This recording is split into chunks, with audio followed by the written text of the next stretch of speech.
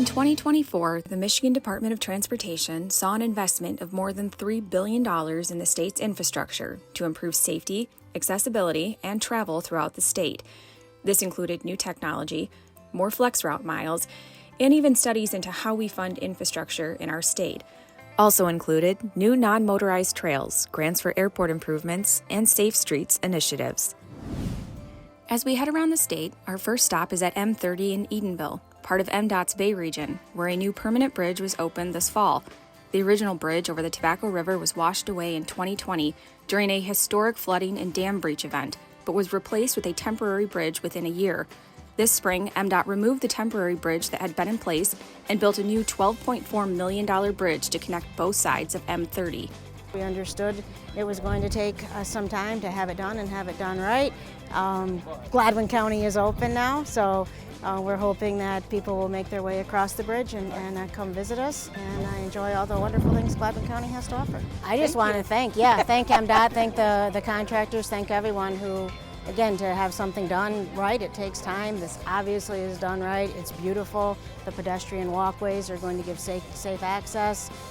Just, again, one step closer to having our water back, having the full joy of what Wixom Lake is to Gladwin County. Heading north, the M55 I16 Business Loop in West Branch underwent a road diet to help with traffic flow and safety, going from 5 and 4 lane sections down to 3 lanes.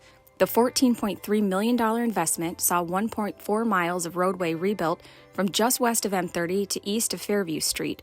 The project delivered new curbs, gutters, sidewalk ramps, a shared use path, and much more.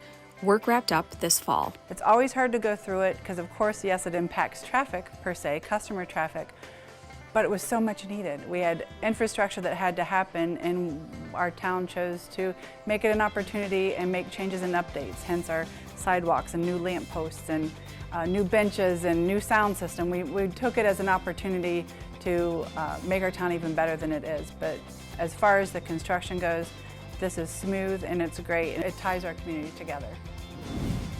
Also in North Region, US 31 M72 in Traverse City, also known as Grandview Parkway, underwent a $24.7 million rebuild. The project was completed in 2 phases throughout the year and saw the roadway rebuilt, sidewalks upgraded, storm sewer improved, and bridge repairs over the Boardman River. This is an amazing project. We are so excited about it here in Traverse City.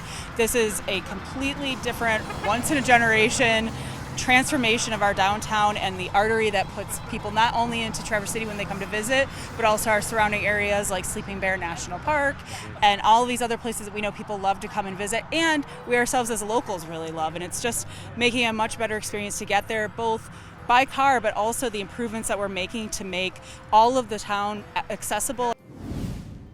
As we head to the UP and our Superior region, safety was at the forefront for a new roundabout at the intersection of US 41, M28, and Lakeshore Drive in Ishpeming.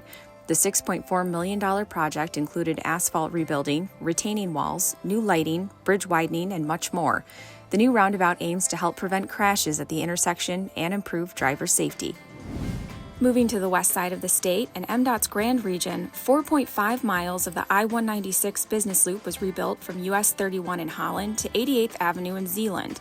The $17 million investment included asphalt resurfacing, full-depth concrete joint repairs, traffic signal work, crosswalk safety improvements, and even new guardrail. Really took advantage of this intersection being closed to spruce up our site. Our store was down for about 7 days and our wash was down for about 10 days. About 2 days later, the road opened and we were back in business. With the improvements in this area, it's really going to spruce up the whole area and the businesses that are around here. Some of them have been struggling for a while, and it's just a new entry to downtown, and we really anticipate a really strong spring and strong summer next year as we have this new segue into the community. In the capital city, residents and commuters saw the first part of Phase 2 of rebuilding US 127 I-496 in Ingham County. The $205 million Rebuilding Michigan project is working to rebuild 3.7 miles of highway and several bridges between I-96 and I-496 to improve safety concerns in the area, along with upgrading the drainage system. During this construction season, work was done on northbound US 127 I-496, with work on the southbound scheduled to start in spring 2025.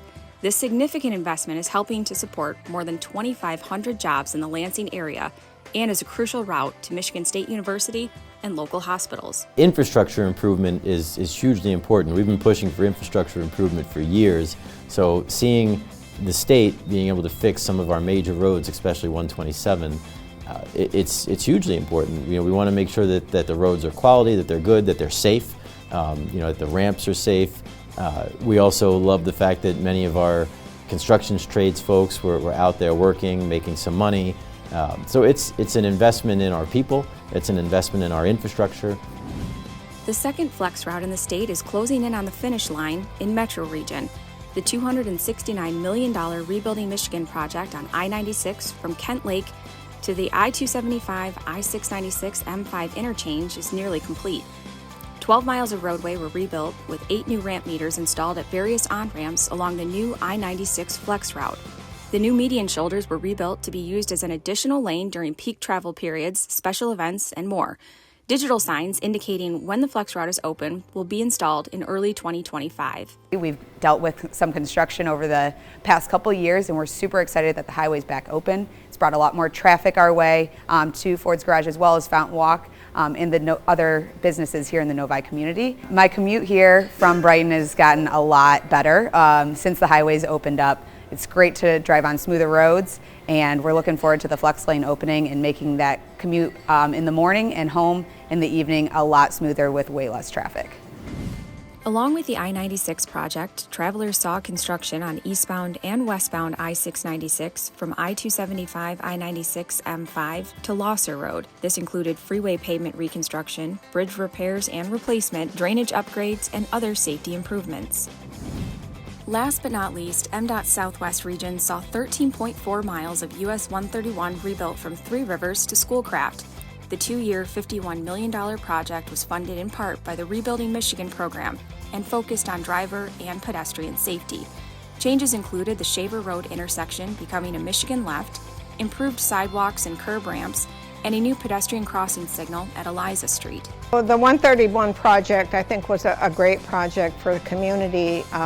It certainly alleviated a lot of potholes, plus provided a nice smooth route through the village of Schoolcraft, which enhances the businesses on 131, both sides of 131. Everybody, now that it's complete, is very happy with the project, and so it's great. It's great for the community, and we're happy to have it done. We'd like to thank all the hardworking men and women who continually work to improve infrastructure throughout the state of Michigan. Whether they're MDOT employees or contractors, their work is noticed day in and day out by all of us traveling throughout our great state. Remember, as you're on the move, to slow down, pay attention, and obey traffic signs in work zones so everyone can make it home safely.